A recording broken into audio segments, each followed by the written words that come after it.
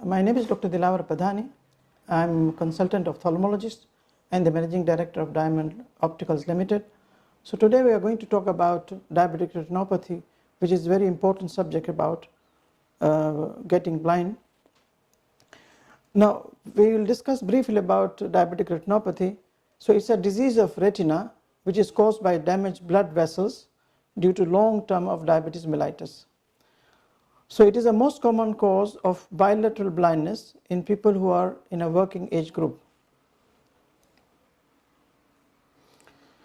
The incidence of diabetes, I'll just give you an overview how many people are diabetic in the world and in Africa. So there are about 422 million people have diabetes worldwide, and amongst them 24 million live in Africa.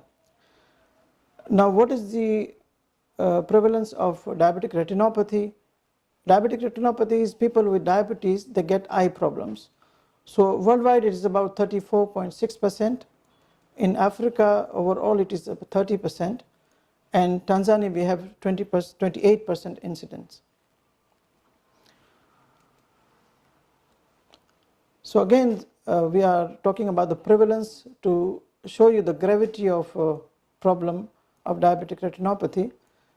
It is the most common microvascular complication of diabetes mellitus in the eye, and it is leading cause of visual impairment among productive segment of the population. Productive segments means the people who are working class. So if working class is not working means you are not getting enough money for your family. So Africa is estimated to have 15.9 million adults living with diabetes mellitus, with which are regional prevalence of 3.1%. And the prevalence of diabetes according to population from ages 20 to 79 has been reported about 12.3% in 2021. There are two types of diabetes, type 1 and type 2. In type 1, the people who suffer, they are a lot younger people, and they are usually using insulin for the treatment. And type 2 is adult onset. It starts usually after the age of 40, and they usually take tablets or diet or exercise. How does it happen? So diabetic retinopathy is caused by changes to the blood vessels of the retina. Hyperglycemia means high blood sugar level causes blood vessels to leak and damage, and which causes the swelling and hardening, and which causes the scars in the retina. Duration of diabetes. Type 1 diabetes, 25% of patients will have diabetic retinopathy after 5 years, 60% after 10 years, and 80% after 15 years.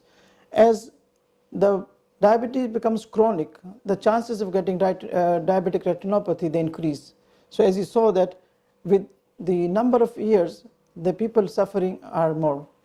In type 2 diabetes, 84% after 30 years and 53% after 19 years.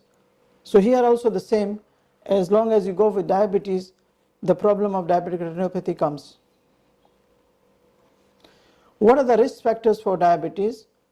So duration of diabetes, as we were talking, if you have diabetes more than 5 years, then you are prone to get diabetic retinopathy. Blood sugar level, if your blood sugars are poorly controlled, you also get diabetic retinopathy. Hypertension, blood lipids, pregnancy, if you are above the age of 40, kidney disease, smoking, and neuropathy. These are all risk factors. If you have one of them or two of them, the problem of diabetic retinopathy will come earlier.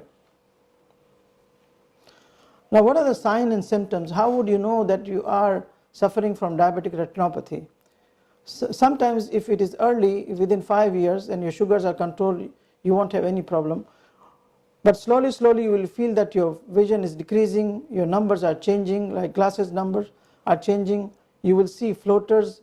You will see the things, they are not in regular shape, they are like shapes are different. Neuropathy is that you will feel that your sensation in the hand and leg is decreasing. And when the doctor examines, they will see swelling and bleeding in the retina, and in severe cases they may see bleeding in the vitreous in the eye, and sometimes retinal detachment. Now, what are the complications of diabetes itself on the eye and retinopathy? So most of the people with diabetic, they have got cataract. They will come with a poor vision is with cataract, and then sometimes they end up in secondary glaucoma, as we talked in the previous series, swelling of the retina, bleeding in the retina or vitreous, and retinal detachment. Now, when you go to a doctor, what he will advise you, he will examine you to find out whether you have diabetes retinopathy or not. He will conduct a full eye examination, including your intraocular pressure. He will take your fundus photograph.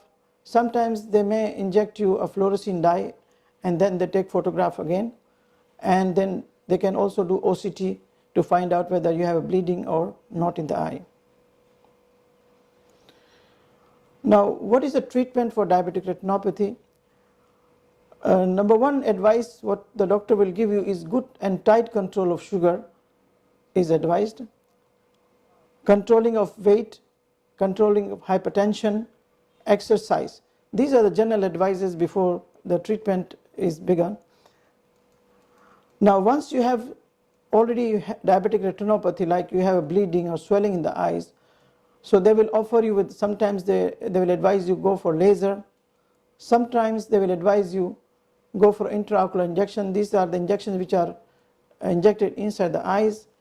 And if your retina has been detached or you have a bleeding in the eye, then of course you have to undergo surgery by a surgeon.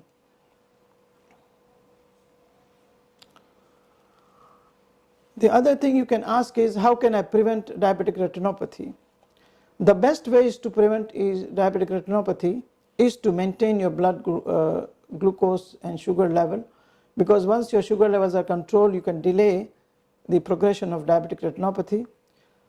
If you have diabetes, you should follow the instruction of on your diabetic medication and make sure that you take it as prescribed by your doctor.